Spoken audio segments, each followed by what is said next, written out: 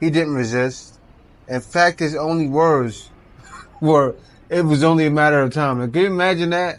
A guy saying, getting locked up and says it's only a matter of time.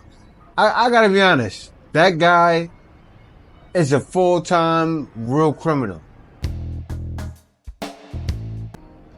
Hey guys, welcome back to the Black Filipino TV. Now today, I want to get into this because we have two foreigners here that were arrested at NAIA International Airport, and it was on an Interpol's red notice. Now, I gotta say that again. Well, I've said it before, but I want to say it again. When you come to the Philippines trying to escape your issues, they're gonna lock you down. Alright guys, without further ado, let's get right into the story.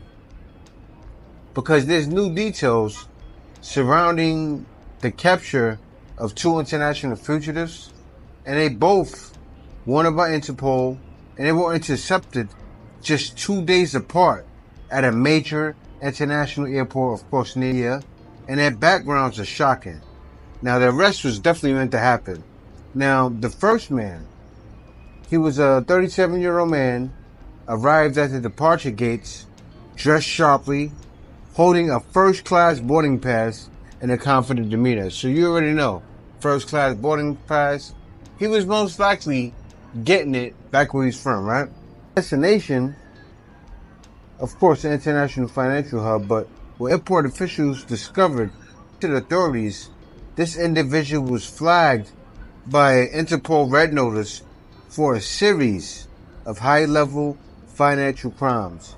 Allegedly, he had been operating a web of fraudulent investment schemes for several years, scamming victims across multiple countries under the guise of high-yield returns. Now, he moved quietly, cleverly, shifting identities, countries, currencies. But this time, when he came to the Philippines, he definitely made a crucial mistake. Now, a routine passport scan triggered a match in an international database. He was immediately pulled aside by immigration officials and within minutes taken into custody. Now, sources say he didn't resist.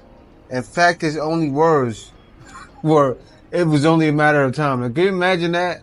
A guy saying, getting locked up and says it's only a matter of time. I gotta be honest. That guy is a full-time real criminal. It's only a matter of time? It sounds like he was unaliving people. I don't mean to be so dramatic, but that's people who do things like that. That's how they talk. Like, yeah, it's just a matter of time. I've done it before. It's nothing to me. And it's nothing but, you know what? Hate to make fun of him, but you got caught. You didn't get away with this time, but he said it. It's only a matter of time. Let me get into the second man. This guy, he's a hacker. Now, just 2 days later, a second arrest sent shockwaves to airport security. Now, a 24-year-old male arriving on a commercial flight was flagged before he exited the immigration area of Manila. Now, he was identified through a separate Interpol red notice and was known as a cyber criminal. Now, that's wild. So many guys doing cyber crimes in many different ways. They always come to the Philippines. It's weird. Like, Philippines always gets those guys. But I can't say that because they go to every country. You know, when you're doing things like that, scamming and being fraudulent, you're always escaping. Like, that's not a life. I'll be honest, I lived like that when I was younger. Being young and dumb, I did things like that, and I slowly realized that, wait a minute, it's not the life for me, because you're always on the run. It drives you crazy.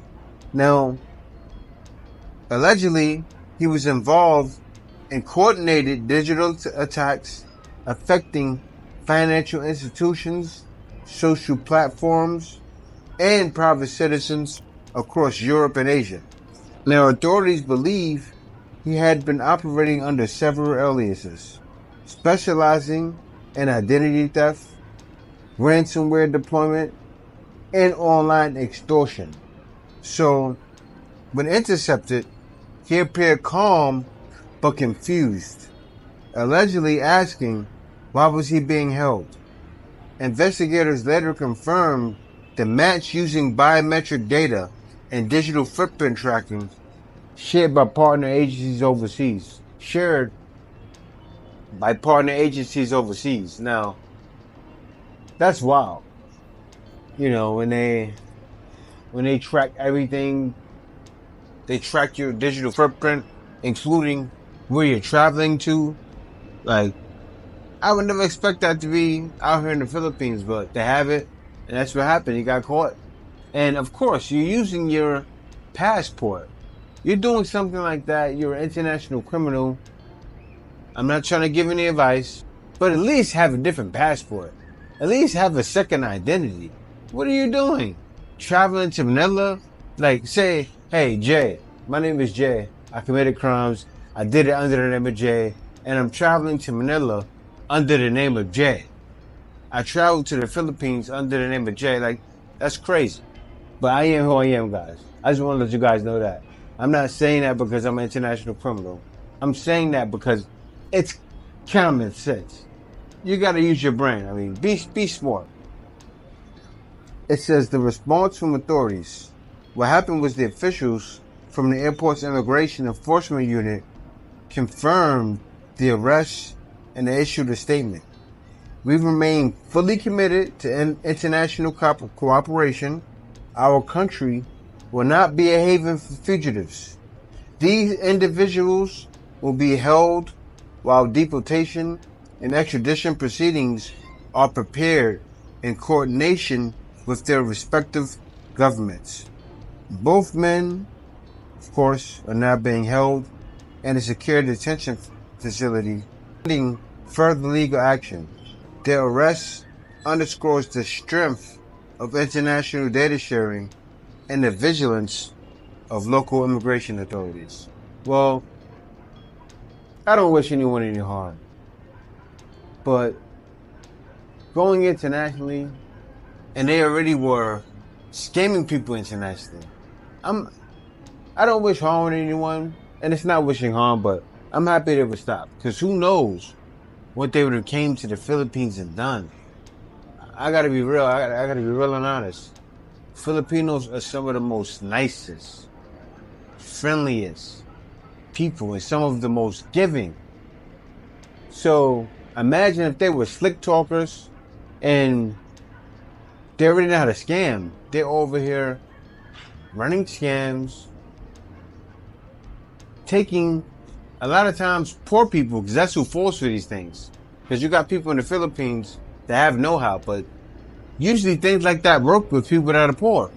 Taking poor people out of their money. Imagine a person made $100,000 or 100,000 pesos, and he saved all his life, and he loses all that money.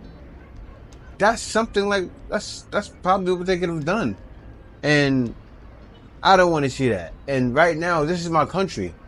I've been living here for quite a while now, and I don't want to see anything happen like that to any of my countrymen. So yes, that's how I feel. I feel like my countrymen. I'm not a citizen, but I'm a resident. So yeah, I'm happy those guys were caught. But yeah, guys, that's the story. Thank you for watching. And also, I'm going to do a lot more stories like this. I'll tell you guys the reason why I'm doing these stories, right? You gotta understand. For the longest time, I've wanted to talk about every single thing happening in the Philippines. I want to take you guys on a walk with me and what I do every single day, right? So I figure no time like the present. That's what I want to do. So you guys who have been long time watchers, I can't leave you by the wayside. I know you guys are probably thinking, hey, Jay, you make a video now and then you'll make a video for another 2 weeks. So I'm here now. So this is what you're going to get. You're going to get all of me. Me talking about every single thing I'm doing. You guys remember back in the day when I would do a video just walking, me and Kay walking on the streets of Manila? It didn't get many views, but I just did it. I didn't care, right? Time for that again. I know, it's a little bit like to some people. It's like, oh, that again. Oh, him walking and talking with Kay. Oh, him doing a live stream. Oh, him doing this. Oh, him doing that. I don't want to watch that, but you know what? I'm gonna do it anyway. I'm gonna do it because I'm gonna give you all of me. That's what it's about, right? It's a YouTube channel. It's YouTube. It's a tube of you. So this is a tube of me. You're gonna get the stories. I was doing jumping jacks here the other day, and I felt like I was gonna fall, right? And I was lifting weights, and my wife was like, why you keep leaving? Why you keep leaving? I said, babe, I keep leaving because when I was younger, right, I used to backflip off of terraces, and I was so adventurous. I used to jump from 3 stories high, seriously, and land on my feet. I used to do backflips, so I was an acrobat. I actually didn't I in the beach, I backflipped, right? On camera. I'll show you guys that right now. I backflipped on camera and I was in my 40s. Yeah, I did it in Pacheco Beach. I was pushing 40, still backflipping. And I'm telling you, give me 2 weeks, I'm gonna do one again. Kay shook her head no. Kay shook her head no just now. I wish you would have turned the camera around, Kay. Kay's holding the camera. This is my lady, I love her. She's my camera holder, my editor, everything. But she's like, no. Shout out to Tony for the t-shirt. Yeah. Thanks for that, Tony. For winter's coming, I'm about to actually go do some videos on this for my other channel. But I'm back and I'm better than ever. Be sure to like, comment, subscribe. Peace out. See you next video. The kid over there was backflipped and broke his neck. But yeah, it's hot out here. I think I have to go teach these kids how to backflip. Kuya, don't bend down when you backflip. No. Oh no, you're gonna hurt yourself. He's trying to backflip here. Hold on, I'm sure. Hold this.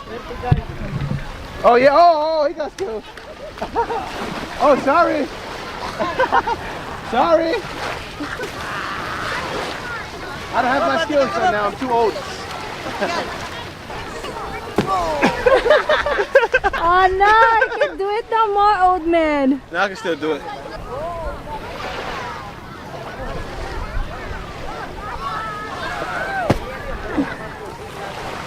Boo! Just kidding. Oh, si Kuya.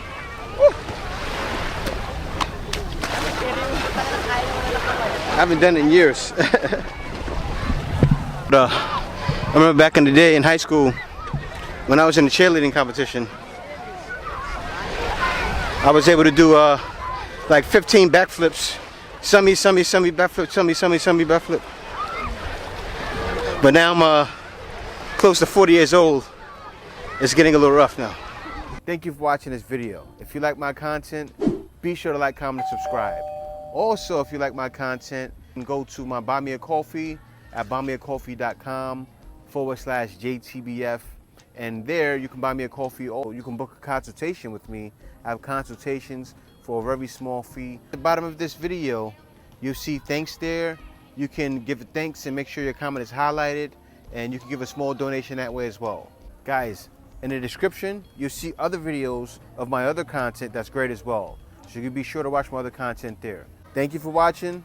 See you next video.